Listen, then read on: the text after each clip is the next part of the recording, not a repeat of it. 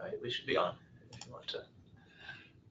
Good afternoon, everybody. For those who are logging in, this is the Fletcher, Hildreth presentation on the FCC's EEO rules, and we are doing this specifically on the EEO rules for broadcasters.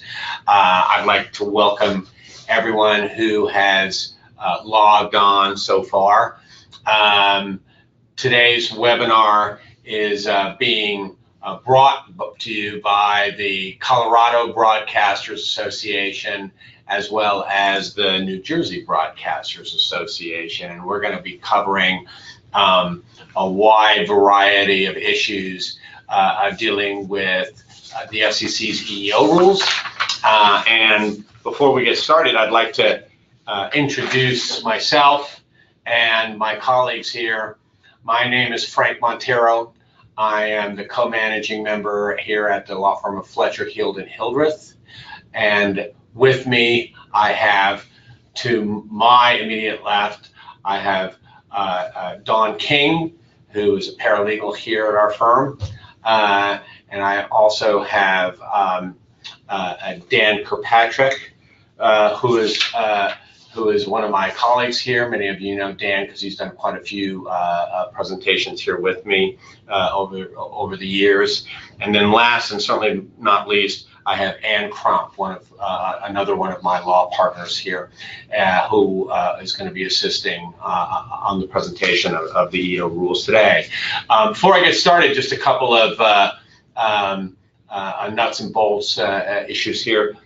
First of all, throughout the course of the presentation, which we think is going to last roughly about 60 minutes, actually it may be a little shorter, 60 minutes, but we're hoping to leave a little bit of time at the end for question and answer. But we may also be taking, as we progress, depending on the volume, questions as we're proceeding through the issues and the topics here.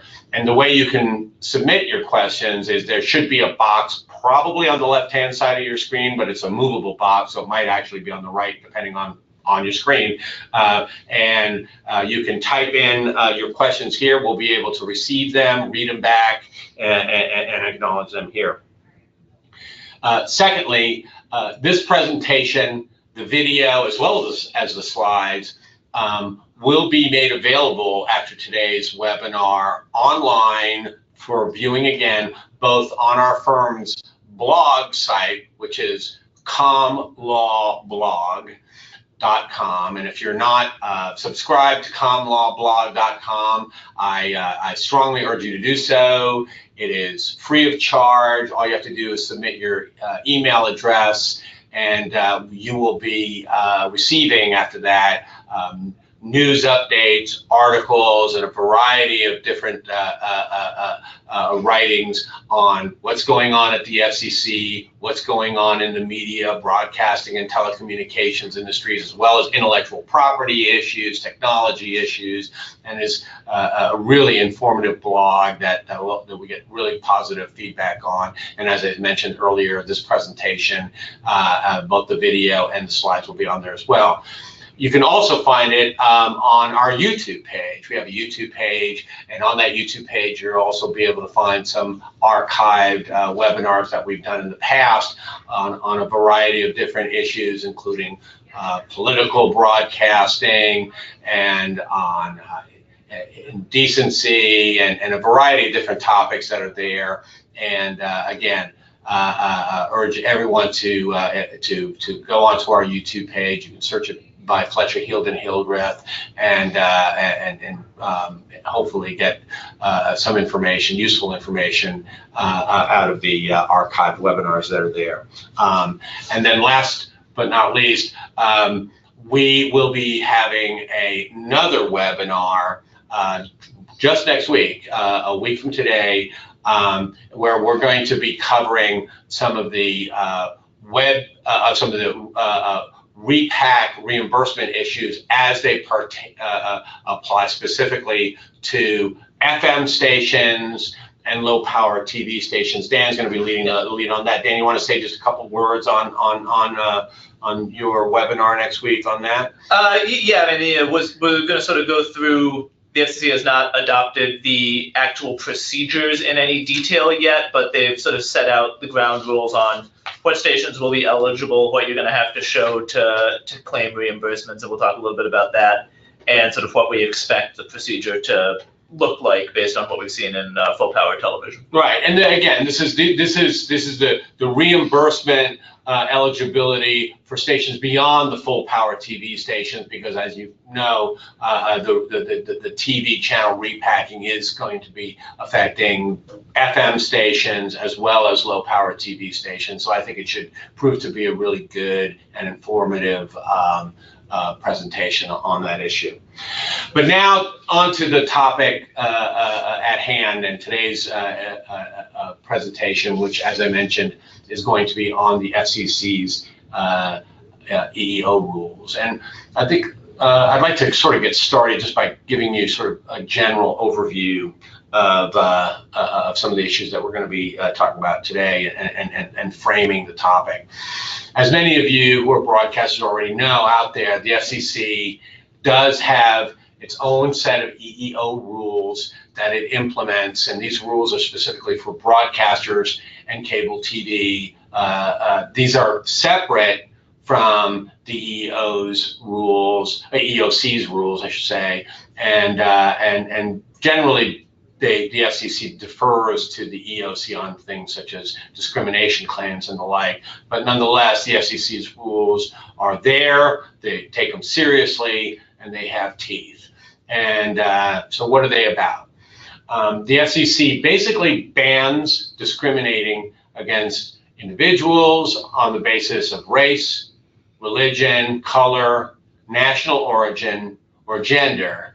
But it was interesting because, as Dan pointed out as we were preparing for this presentation not long ago, for whatever reason, the FCC's rules do not address discrimination on the basis of age, which is separate from, maybe it's just something that fell through the cracks, but for whatever reason, the age discrimination has not been yet included into the rubric of the FCC's EEO rules.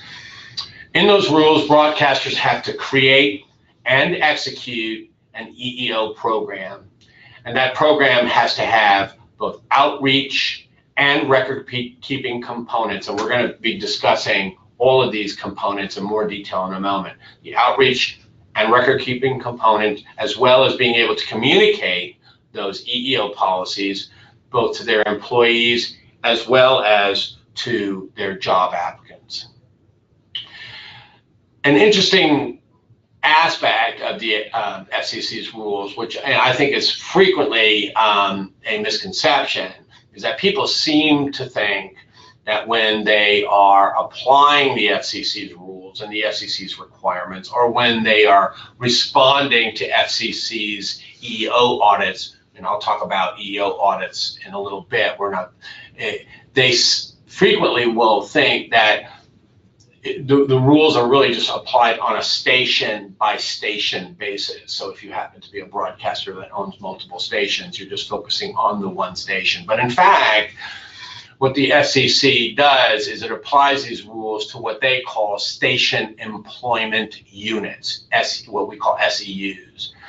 And a station employment unit is defined as all of the commonly owned stations that are in the same market that have at least one shared employee.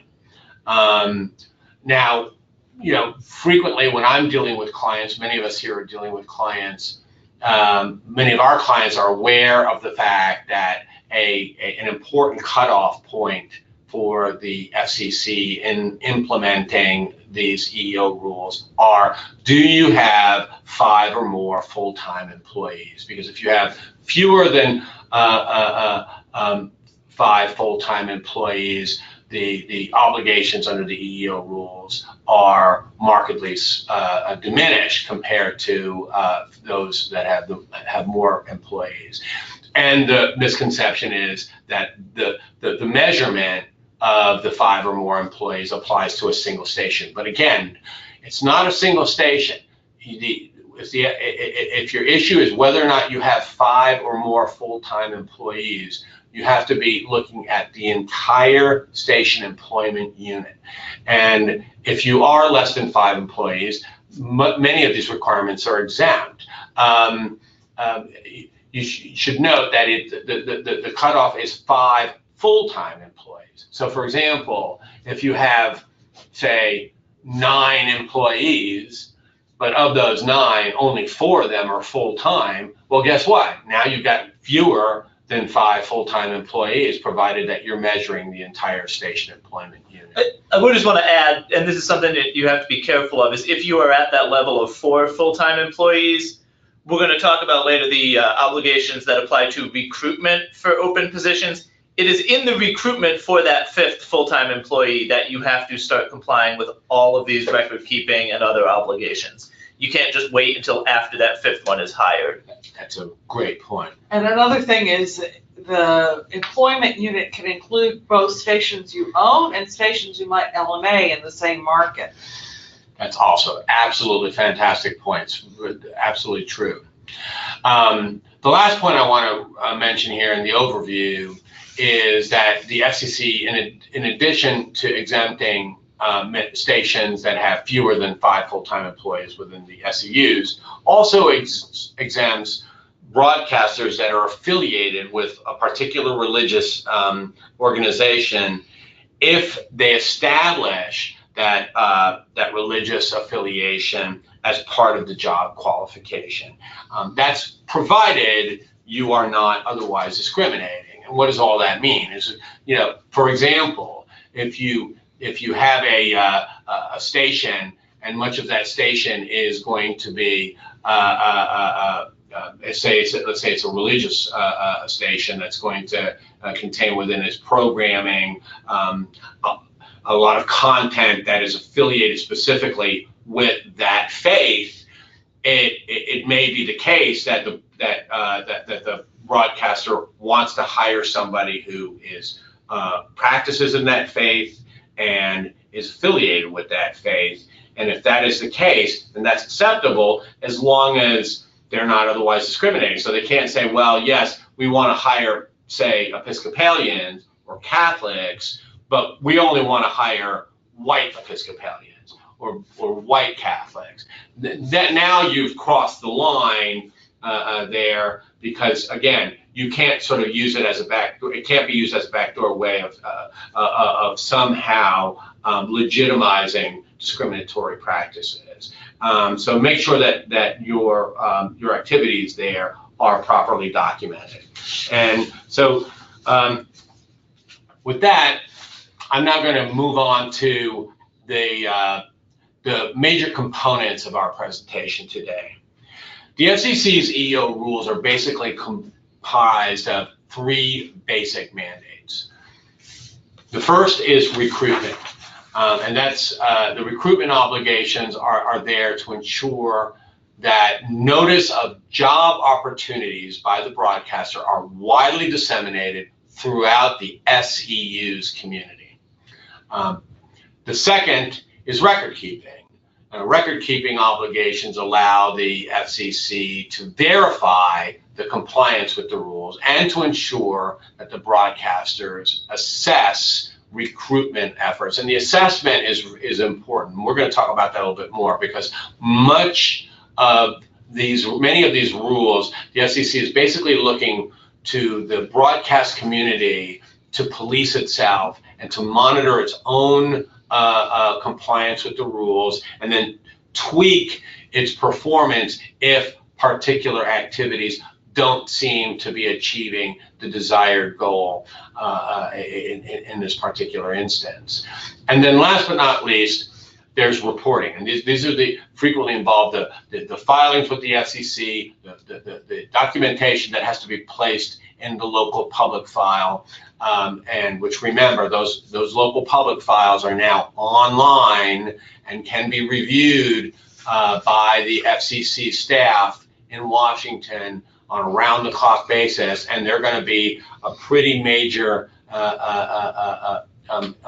part of the renewal process when broadcast stations have to file for their renewals in just a few years. And the reporting obligations do let the FCC to monitor both the outreach efforts that are being implemented. So to discuss these 3 points, recruitment, record keeping, and the reporting, I'm going to turn it over first to my colleague Ann Crump here, who's going to be talking about recruitment. Ann and Dawn joined us today because they are 2 of my go-to people here in the office on EEO issues. They are real whizzes on this on these issues and these topics, especially when we have clients that get EEO audits. Again, we'll talk about that in a little bit. So let me turn it over to Ann, and Ann, why don't you walk us through some of the recruitment requirements? Thank you, Frank. The thing to remember about the recruitment is that the FCC a while back came to the realization that one problem with attracting diverse candidates for employment is you can't attract new people to the industry and from diverse backgrounds if you advertise only to people who are already in the industry. And so the point is to get outside of what is expected and look as broadly as possible. So recruitment is broken down into 3 prongs that are designed to do just that. The first prong requires wide dissemination to all sorts of sources of your choice of information concerning each and every full-time job vacancy. The second prong is designed to have organizations in the community buy into this approach and requires that if an organization contacts the station, provides its contact information, and says it wants to learn about either all job openings or certain particular types, then the station is required to contact those organizations. They become entitled sources. And the third prong requires more generalized outreach, not tied to any particular job opening, but one which is designed to educate people in the community and make them know that there are, in fact, job opportunities available in broadcasting. And therefore, that's what those recruitment initiatives are designed to do.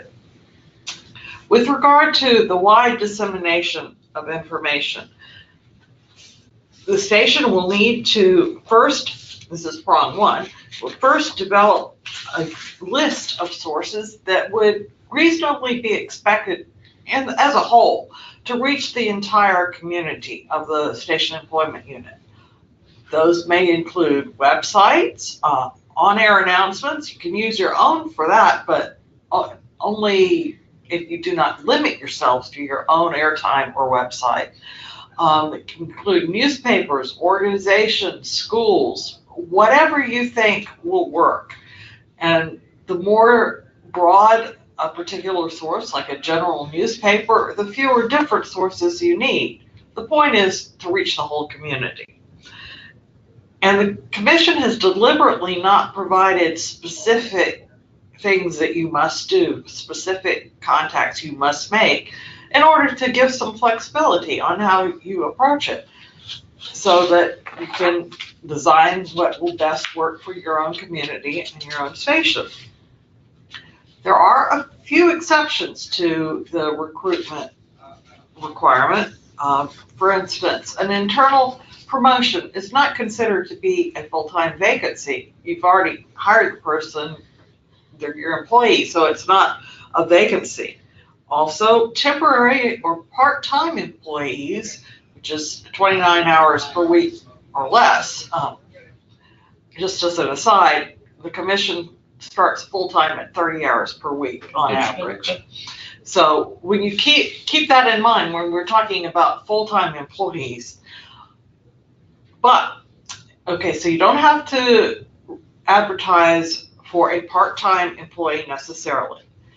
But you have to be aware, you can't combine hiring a person part-time and then promoting them to full-time and never recruit. That's not acceptable.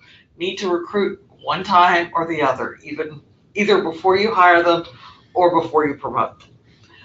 The Commission also does recognize that there are exigent circumstances where you might have an emergency that crops up, or some kind of unique or exceptional situation where you need somebody right away and can't fill in with anybody even temporarily. Is exigent circumstances and kind of sort of a subjective standard? It seems like it would be like one station's emergency may not be another station's emergency. It is, but so you have a high threshold to meet to show that this is a truly exigent circumstance where you had to do something right away.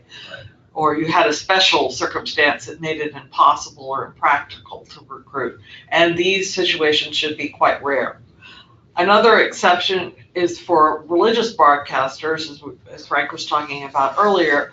If the religious affiliation has been established as a qualification for the job, you can limit the sources of recruitment to sources that would be likely to produce qualified, according to that qualification, people. But From that religion. From that religion. But you still need to contact such sources. Stations on the prong 2, you need to provide notice to organizations that have requested notice, and as I said, provided contact information.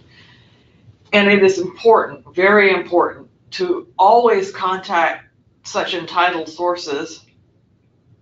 They're called entitled for a reason. Every time that a job opening, full-time job opening of the type that they've requested, for which they've requested contact comes up, each and every time.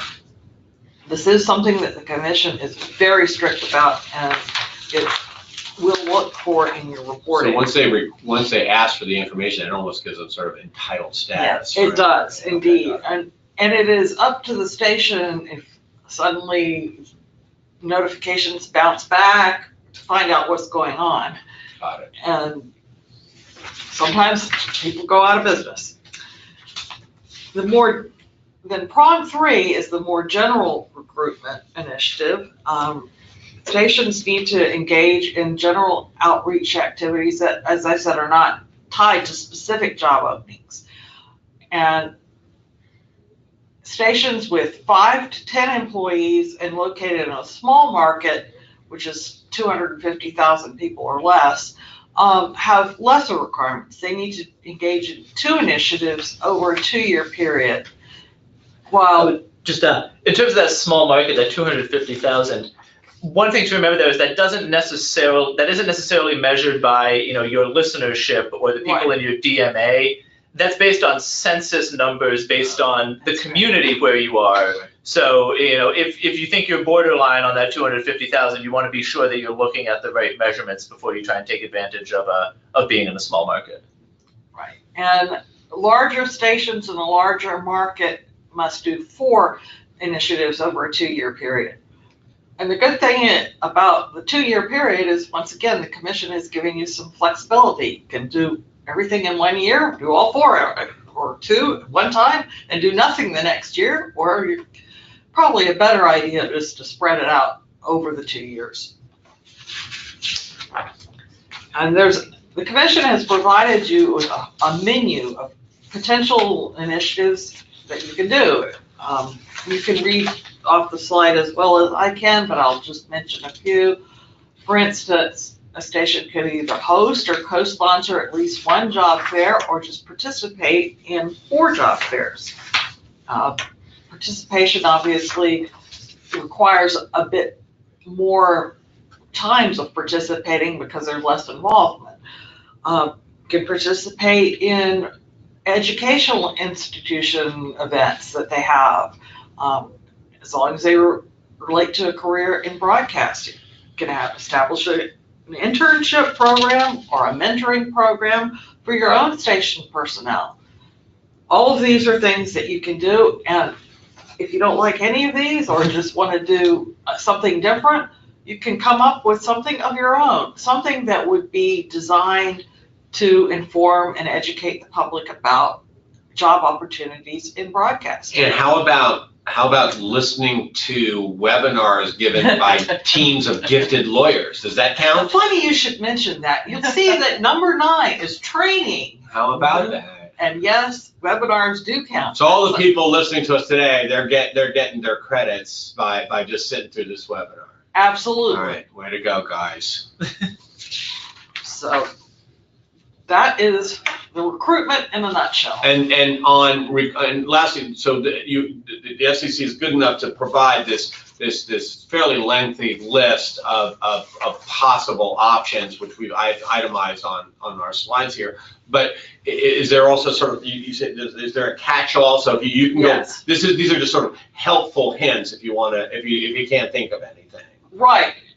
Or you can do what I think of as roll your own, just Right. come up with something new and different. All right, great. Well, thanks, Ann. I really, really appreciate that. And with that, we're going to turn it over to the second component that I discussed in my intro, which is the record keeping aspect of the FCC's EEO rules. And for that, I'm going to turn it over to Dawn to walk us through record keeping.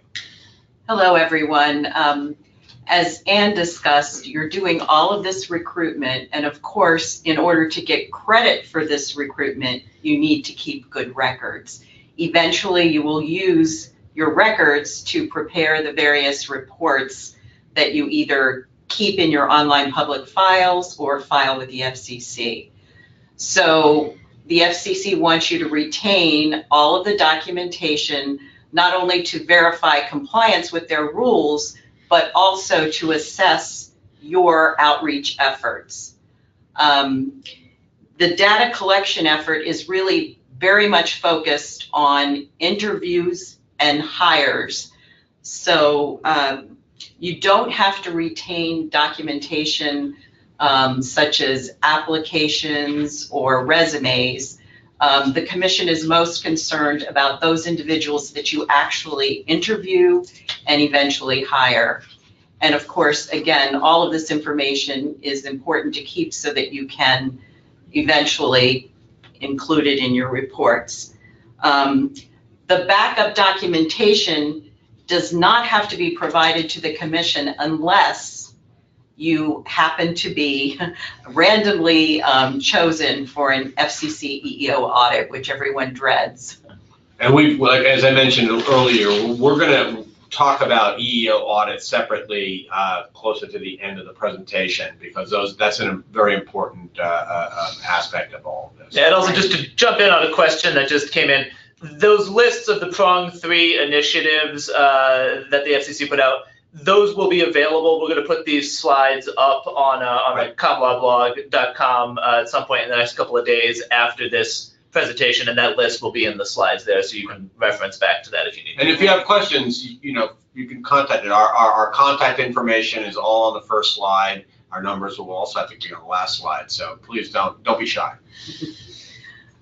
Okay, so as all of you probably know, a license term is an 8-year term, and you're required to keep this documentation for the full license term. However, again, the backup documentation does not have to be included in your online public files. You keep that in your internal business files, but you use it to complete the various reports and forms. And the types of information that you collect are as follows, and I mean, they're listed there, but we'll go through them quickly. You want to make sure you have information about all your full-time job vacancies, and you list those by title only.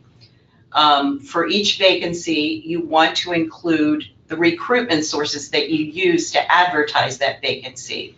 Then also, the commission expects you to keep track of the number of people you interview for each full-time vacancy, and keep in mind you have to make sure that you know which source referred that interviewee for the interview.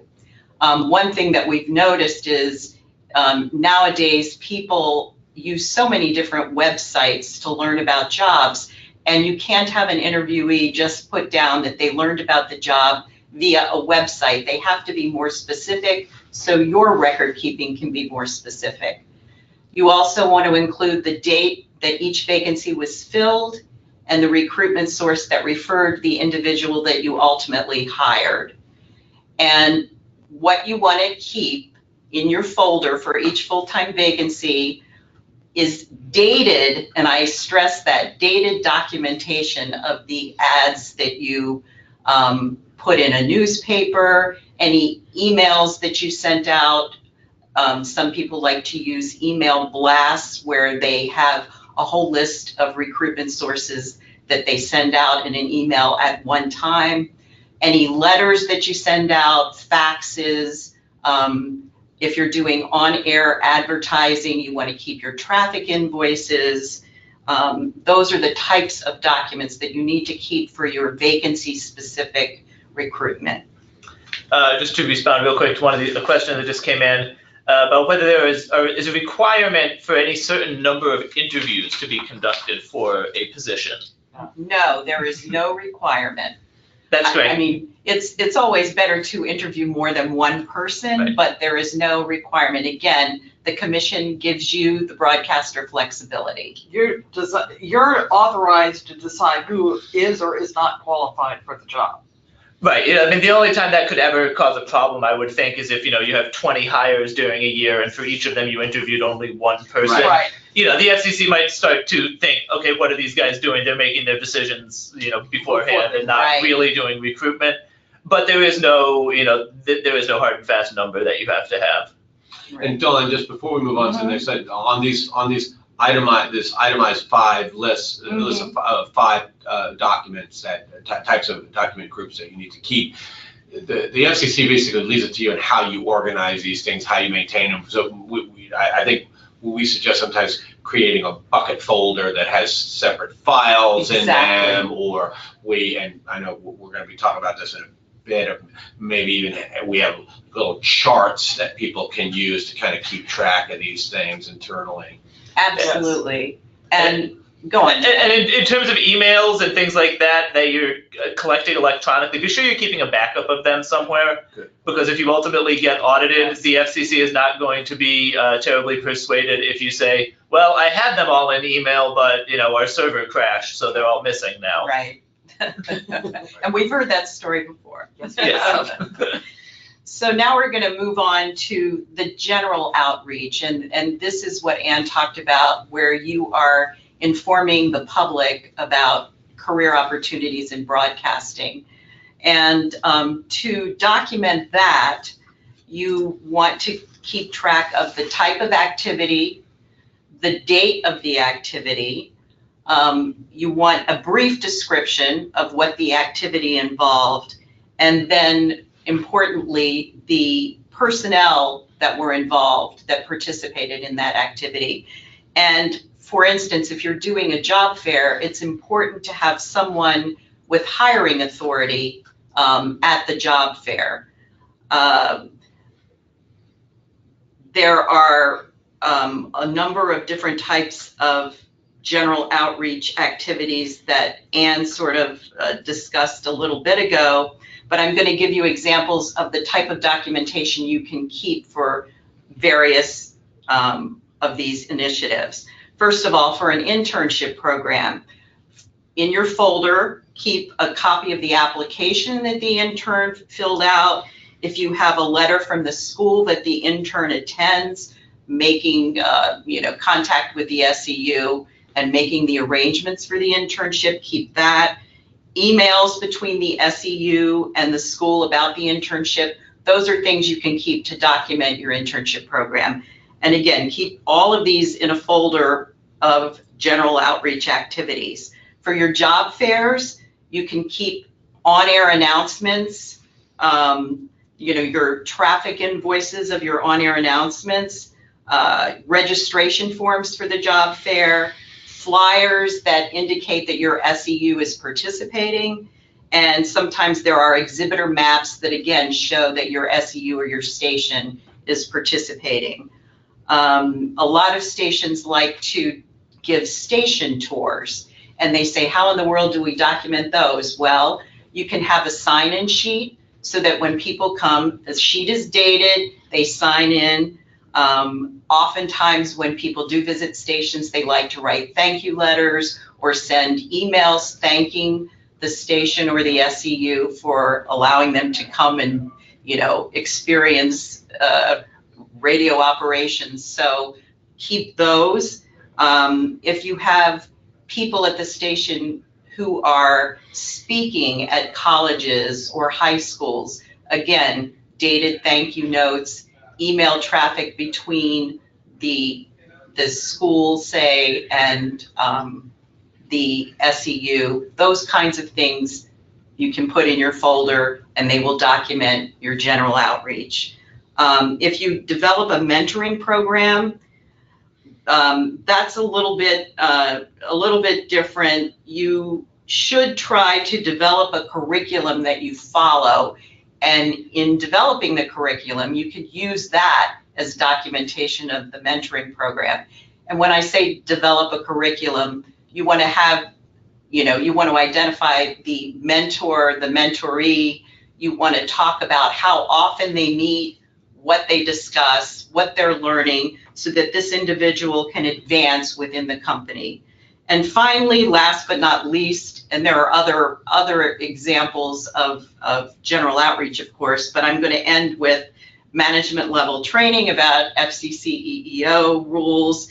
And like us, you can use the first page of this PowerPoint presentation to document your participation. Excellent. Yeah, just make sure to make a note of who it was who actually attended this, attended the webinar or any of these events. And that should usually be done, you don't want necessarily to list the person's name, but to do it by position, because that's what the FCC is going to want to see in what you ultimately file. Right. Because they would be clear on what authority that person had, not not necessarily who they actually were. Right. And again, record keeping is so important. It makes your job so much easier when it comes time to do your annual EEO public file reports and the other reports that you must file with the FCC, which Dan will be talking about.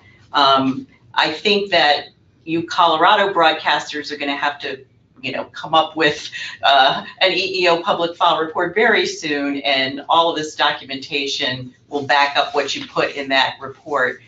In New Jersey, I think you will have to prepare that report by February 1st. Yeah, February 1st. Yeah. All right. Well, with that, thank you very much, Dawn. Sure. And just remember, as the slide points out, that without this documentation, the FCC does not, just assumes it didn't happen. So that it is your first and best evidence that, in fact, you engaged in these activities. So keeping track of these records is very, very important.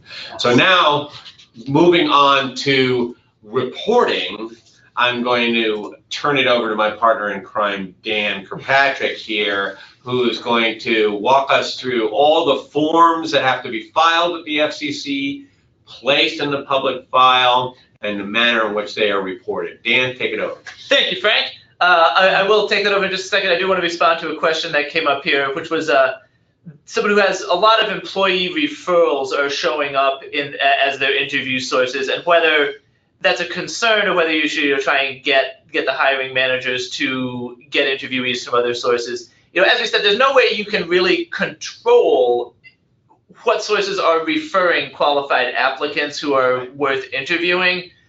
So there is no actual requirement here. The one thing you do want to be careful of is the other aspect of these rules that we talked about is assessment of your EEO program, which includes assessment of the list of sources that you are using. So, the FCC, if you're filing reports where every one of your interviewees comes from an employee referral, they could look at that and take the position like, well, this shows us that your list of sources really is probably not effective, and if you're not changing them, then you're not assessing it to make sure that you're sending them out to, that you're sending the job openings to a qualified, a comprehensive list of sources. So I think that would be the way that you want to address that, is by reviewing your list of sources, not by necessarily telling your hiring managers to interview people who they don't otherwise feel are qualified. It would be just expanding the pool of where these postings are going to. Right. And also for people who do come in initially, as employee referrals, is asking them, because they probably also saw the source, they may also have seen the posting somewhere else. That was exactly what I was about to say. Okay, now I will get to reporting. The FCC, obviously, in order to enforce its EEO rules, has to get the information as to what you are doing. And sort of the basic form that they use to do that is this EEO public file report, which is the one that is due for Colorado on Monday, filed every year, and it lists a bunch of information about your EEO program during the preceding year. There are also some other forms that we have listed here. It's the broadcast midterm report, which is filed in the middle of your license renewal term. I'll talk a little about that. The EEO program report, which is filed with your license renewal, which we'll also talk about a little bit more. And then random audits, which obviously require the most extensive documentation, but you may be lucky and never actually have to respond to one of those. The other form that comes up much more rarely is this Form 396A, which is a model report. This is filed only in the case of getting an original construction permit or an assignment or transfer application. When a station is sold, the prospective buyer needs to file this report with the FCC, which basically just gives them sort of, a good faith estimate of what kind of sources you might be using to create your EEO program, and who at the station is going to be in charge of that EEO program. It's not binding. You can obviously change what you're actually using once you get the program in place, but it just shows the FCC that yes, you're aware of these EEO obligations, and you're making some efforts to be sure that you comply once you're operating the station. And on assignments transferred CVs, it's if you have the 5 or more full-time employees. Yes, that's right. It's only if you anticipate having 5 or more full-time employees that you will need to file that.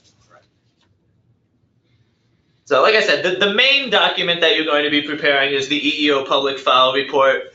This is something this only goes in the public file, and a link gets posted on your station website. This does not every year need to be filed directly with the FCC. It just needs to be made publicly accessible. I will note this is something that has caused a little bit of confusion now that the public file is online. You cannot satisfy the requirement that you post the EEO report to your website by simply linking to your public file. There has to be a link on your station website that goes directly to the EEO public file report. As we said, this has to go onto the website and into the public file by the anniversary date of the license renewal application. One thing that comes up sometimes here is that, obviously it takes some time to prepare these reports. What the FCC did to allow for that is they say that you can sort of close the reporting period up to 10 days before the filing due date. So for example, for Colorado having to file on December 1st, you could close your reports on December 21st and say, all of the hiring up to that date, it shows up in the report. The remaining 10 days will need to be covered in the subsequent year public file report. And as we said, we're going to talk a little more on a couple of slides about sort of the specific information that goes in the public file report. But it's just very important to remember that this forms the basis for all of the other required reports, because often copies of these public file reports are filed with the FCC as part of some of these other forms. Can I jump in here real fast? Yes. Just do a real quick plug for our public file webinar. If some of the requirements on your online public file, including, of course, but not limited to the EEO public file report, are still a mystery to you or baffling to you, we've got a really, really good webinar, again, on our Common Law blog site and on the YouTube site that walks stations through the online public file. I just wanted to get that in there. No, very, very good point. And the next couple slides here are sort of a sample of what a public file report, or at least the template of a blank public file report will look like. We have these documents available, in an editable form if you need them, but this just gives you a sense of what is required.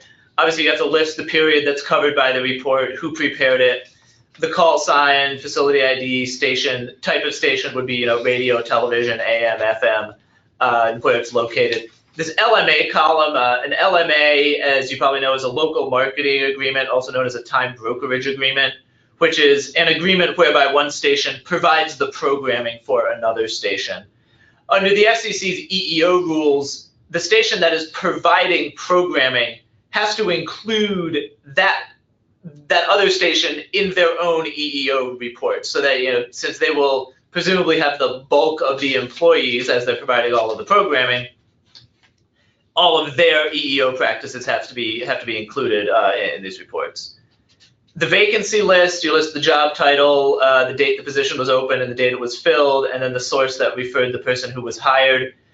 Just a reminder that what needs to be listed in these reports are only positions that are actually filled during the reporting period. Whenever they were opened, you don't need to list something that was open but you haven't hired someone yet. That'll go on the next year's report when it eventually does get hired. But anything that was in fact filled during the 12 months that are covered by the report.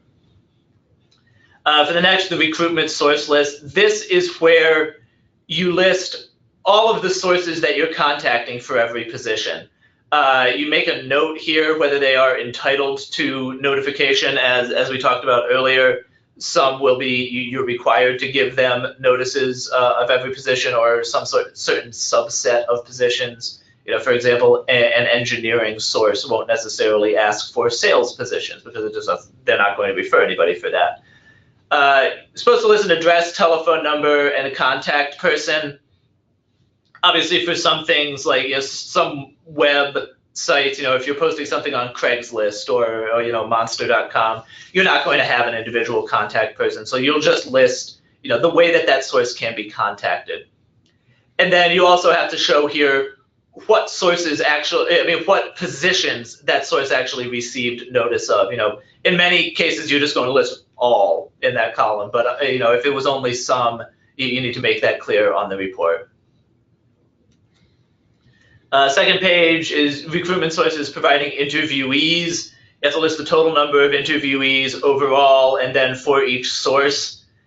And then the final section is on the prong 3, sort of the non-position specific recruitment initiatives. You have to provide some information on what you did during the year. You'll want to list sort of the most important details here. You want to list the date that it happened, what it was that you did, some kind of description, scholarship program or, hosted station tour or something like that. And then list what station personnel were involved. Again, for this public file report, you only list the station personnel by their position because that is really all that's important to the FCC here, is to show that someone with enough authority really to make it relevant was involved in the initiative. So that's the basics of the public file report. Again, this goes in your online public file. Hopefully everybody who's listening has activated their online public files already and has all of the documents in there. If not, let us know, we can help with that. But it goes in that online public file, and then on your own website, you provide a link to it. You do not, on an annual basis at least, need to affirmatively file this with the FCC. It never needs to go to the EEOC or other, employment agencies or anything like that. It really is just public file every year. And as I will talk about on the next couple of slides, every 4 and 8 years, a couple of them go to the FCC. Let me mention that public file, the template for that public file report, the CBA has it, Colorado Broadcasters, the NJBA has it, New Jersey Broadcasters. So, you can contact us if you want to use it. There are variations of that form, by the way. So the one that Dan just showed is the one that we customarily used here. But as long as you have all the relevant information in there, it does not have to look exactly like that. But having said that, you can call Justin Sasso at the Colorado Broadcasters or Paul Rotella at New Jersey to get copies of these as well. Right. First, this I will cover incredibly quickly, which is the EEO midterm report. This is on FCC Form 397. The FCC has said that they are probably going to eliminate this report, but they have not actually changed the rules yet, so it is currently still in place. Based on the amount of time that's left, any New Jersey television stations would need to file this next February. The rules may or may not have gone away by then. But in any event, it's a very basic form. It really just, all you need to do is identify the person who's responsible for the EEO program at the station employment unit, and then attach copies of the 2 most recent EEO public file reports. This is filed in the 8-year license term. This is filed on the 4th anniversary, so the middle of the license term. And this is one that is filed directly with the FCC through their online filing systems. The more important report that has to go to the FCC is the Form 396, which is the EEO program report. This is filed at the same time as the license renewal. It actually has to be filed sort of immediately before the license renewal application because you need to get a confirmation from the electronic filing system, which you then put into the license renewal application itself. As with the Form 397, for this you need to attach your 2 most recent EEO public file reports and identify the person who's responsible for implementing your EEO program. The additional obligation here is that you also need to list any discrimination complaints that were filed against the station during the license term. For those complaints, what you want to do is you need to identify, and this is filed anywhere. This is filed with the EEOC, filed with any state agency, filed in court, with any official body that can adjudicate a discrimination complaint. It needs to be identified in this report. You'll want to give, if there is a case number or a case name, you want to list that. You want to list who filed the complaint, what the basis of the complaint was. If it was a Jane Doe filed a complaint with the EEOC on June 1st, 2015, alleging discrimination on the basis of race. So that's sort of enough of a description to let the FCC know what was filed. And then you also want to say what the status of that proceeding is now. If the EEOC has dismissed it, but there's still time for the complaining party to take it to court, you want to list that. If it's, if it was actually filed in court and it was denied by the court, you want to list that. If, in the event that there was a court decision against you, unfortunately, you'll have to list that as well. But that is, by far the less common situation. That is it on the general, sort of the standard reporting that stations have to do on a routine basis.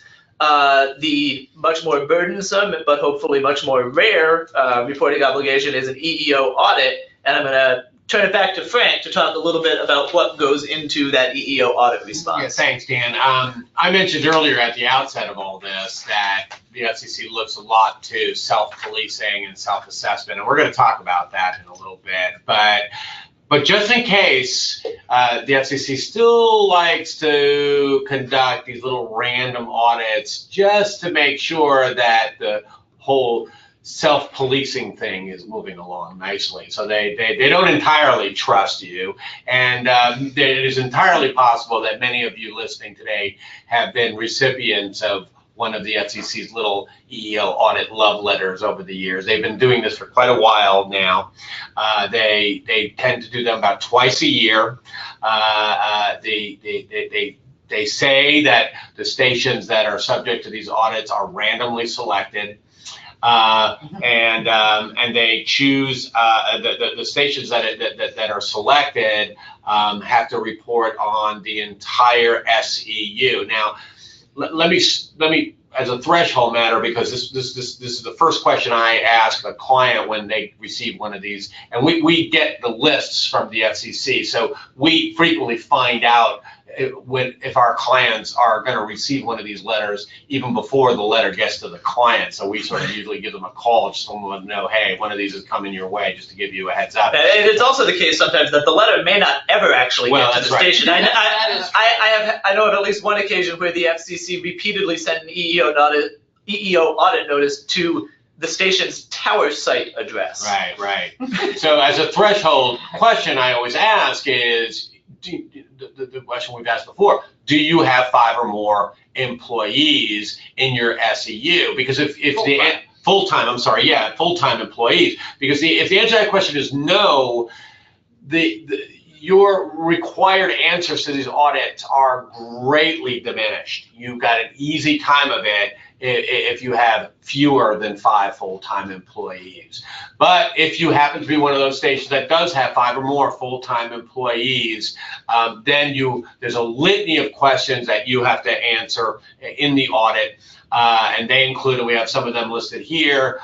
You have to provide the 2 most recent EEO public file reports, documentation on your recruitment efforts, the number and recruiting sources of each interviewee for a full-time employment opening, documentation of general outreach, what Dawn just talked about moments ago, and information regarding your EEO self-assessment.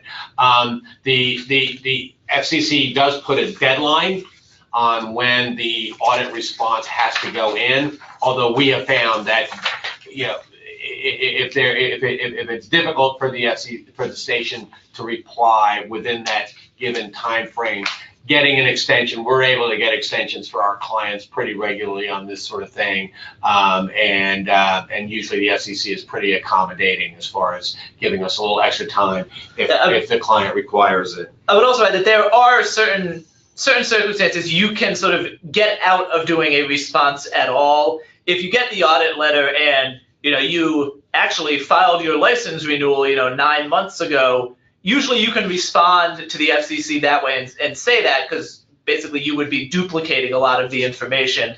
And in some circumstances, right, yeah, they don't want to duplicate these things. So in some circumstances like that, or if your license renewal was just granted, or if what happens probably most frequently is if you have a station employment unit with 5 or 6 stations, one of them may get audited one year. If another station in the same employment unit gets an audit the next year, you will almost certainly not need to file again. Yeah, you'll just need to tell the FCC that you were just audited, and it doesn't make any sense for them to try and review it again so quickly. Because that's a little that's the deceiving thing, is that when the FCC puts out these lists of stations, they say, that are receiving the audits, they'll list the call sign of a particular station, but they want a response for that station's entire SEU. Now, exactly as Dan pointed out, if in the next audit a different station shows up, but it happens to be in the same SEU as the first one, well, you've already answered the question, so the commission has to sort of give you a pass on that one.